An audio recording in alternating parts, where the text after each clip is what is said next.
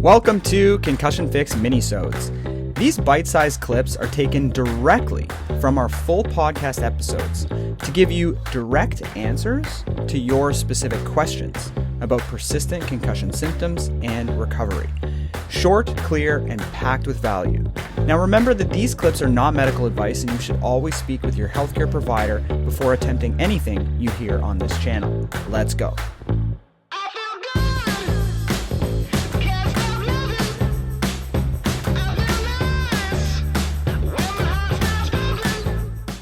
Hi, so I just have a question. Actually, this is my second time back in this group. I was very successful round one, but still dealing with a few things vertigo-wise, like that are a little bit unexpected. And I've noticed like stress, of course, bringing it on. So I have two questions. One, when I've done some blood work, my ferritin level remains at like 6. And so I've been taking an iron supplement with vitamin C for that. And I'm just wondering if Dr. Herkel has any thoughts on the iron patch for absorption versus the actual pill. I have no experience with the patch actually, so I can't really comment on that. I use the pill, and I think this is more conventional. I mean, I don't know where the patch is really coming from. I would say, if you really struggle with absorption from oral perspective, then you really want to look at an infusion of iron. And that's not a Okay. transfusion, just to be sure. That's blood, but we're talking about iron infusion. Okay. We'll keep continuing. I mean, the pill just sometimes is a little bit upsetting on the stomach. So I had wondered if you had any experience with the patch there. So we'll kind No, of sorry. continue on with that. That's okay. And my second question around, I know a lot of my vertigo and stress are still around, or the vertigo is still around the stress of that. And so back at Melinda's modules again, and I'm just wondering if she has any thoughts on how to help. I find that I'm still very much guarded. Through that, I had this concussion in 2018, and I do massage and chiropractor every month. My chiropractor is great on working the muscles before adjustments, and my massage lady definitely earns every dollar of the hour I'm with her by getting into those muscles. But I do hold that tension in my neck and shoulders still, and I'm very guarded even when I'm sitting. And so I'm wondering if you have any suggestions on trying to, I do meditation, I try and relax, but even when I'm sitting at night, I very much hold my body in protection mode. Well, the hardest part about that is becoming aware that that's what you're doing. So it sounds like you've got that covered, right? You've sort of developed an awareness that you do guard or hold your muscles tensely. Have you tried the progressive muscle relaxation practice in the program? I have, but it's not, it's more like I use that at bedtime a lot. Mm-hmm. So I find that I am very much grabbing at my pillow and still like crunched up with my neck. And so I'll use that at bedtime to relax, but I have not used it during the day. You can definitely use it during the day. It's sort of a more physical, sort of tangible way to remind your muscles that it's okay to relax. So for those of you who don't know what that is or haven't got there, you can just tense your muscles gently, right? Of course, if we have an injury from concussion, we don't want to do this with force. It's just gently, say it's your hands, you're going to clench your hands for 5 seconds and then just allow them to soften. And I would, extend the invitation even further than what the meditation would say. And that's to when you soften and release the muscles, just see if you can let them go limp, right? That remind yourself that you're safe, right? Allow the muscles to just completely let go. So whether you need to do that lying down or supported in some way, that's just sort of this mental exercise of reminding your body that you're safe. And you can even validate for yourself that there's a reason your muscles go tense and you're in that holding pattern, because there isn't a sense of safety that it's okay to let go. So like I said, the first step is being aware that that's happening. That's the hardest part. So you've got that. And then the second part is doing exercises like progressive muscle relaxation to help support and remind your muscles how to let go physically. Then once you've kind of done that for a little while, you can start to do it mentally, right? You can kind of, so there's this concept called neuro-linguistic programming, if you've heard of it, where we can actually repeat things to ourselves 3 times to support a release of muscle tension. So say you're in public and you don't have time to do progressive muscle relaxation, you can actually say to yourself, neck relax, neck relax, neck relax, or shoulders rest, shoulders rest, shoulders rest, and really picturing it as you're using those words. And it just sends a signal to the brain that I'm okay. I can actually allow those muscle areas to relax. And if you noticed a few minutes later that they're tightened up again, say it again. Okay? Okay. Yeah, I do believe that. That's why my vertigo is kind of stuck, is that fear of it. And so it just hangs on. So I know that I need to work on that part of it. Yeah.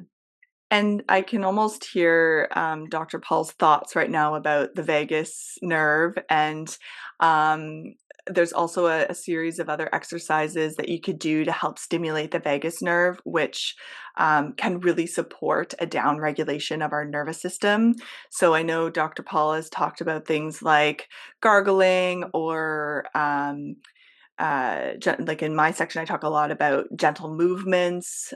We did a few somatic lives in the program that you could refer to. All of those things stimulate the vagus nerve and support a down regulation of your nervous system. So what constant tension is telling us is that your body is in an upregulated or a highly activated nervous system state. So we're kind of in high alert. We want to help support you to down regulate that.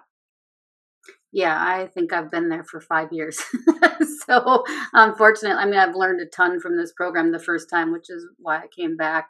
And I know that fight or flight is where I'm stuck. So Yeah. I've been back on the magnesium again to try and help with that, and in talk therapy. And but yeah, that guarding is really holding on, and I know that's driving that neck symptom. So I'm trying to go back to yours before I get back to Dr. Cameron's section on the neck again. So Absolutely. I think that's really important.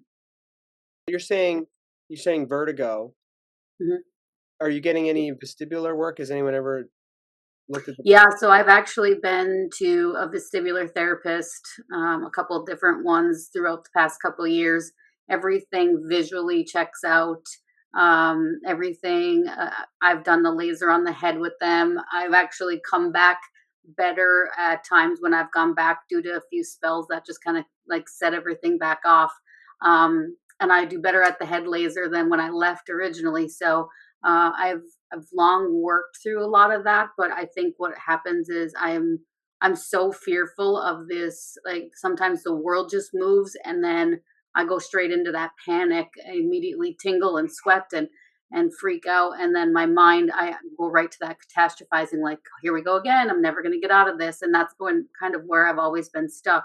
So my neck muscles are always extremely tight, and everything really has checked out with that. So we've done everything from tossing balls and balancing and head movements and all of that vestibularly. And sometimes, I'm a little bit back. I think anybody probably in a normal state, they could find something wrong in vestibular therapy with, but I definitely have been put through the mill on a bunch of it. And I do feel like my neck is my issue because either the world moves or sometimes like through your modules, just even, I'll move my eyes at my computer screens and it'll set me off knowing, I mean, you can get into the suboccipitals. My chiropractor will dig in there before adjustments, and they're very sore and they hurt. And I know it's just from probably guarding and the panic of it, but I've been through a lot of therapy.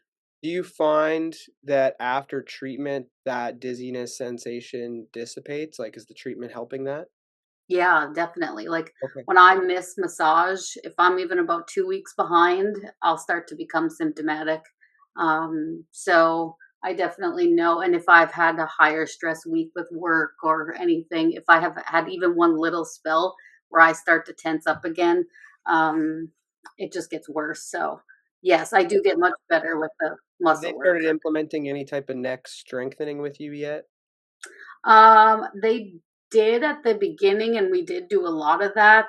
But I've been out of that therapy for a while. So when I went back through and re-logged into this program, I printed out all the stuff again on the T's and the Y's and getting back to that, because I think re-listening to your stuff again was that where there's tension, there's weakness. So I know that I sit in that cross. I'm at a desk all the time, and I'm hunched and I'm tensed. So that I even massaged this week. I asked her to kind of dig into the pecs, like was in your section, and they hurt, and it just hurts because I know I hold all that together. So I think I definitely need to get back to the strengthening. I have an appointment again on Tuesday with a therapist who's done a lot of your work locally here, I think in part of your programs.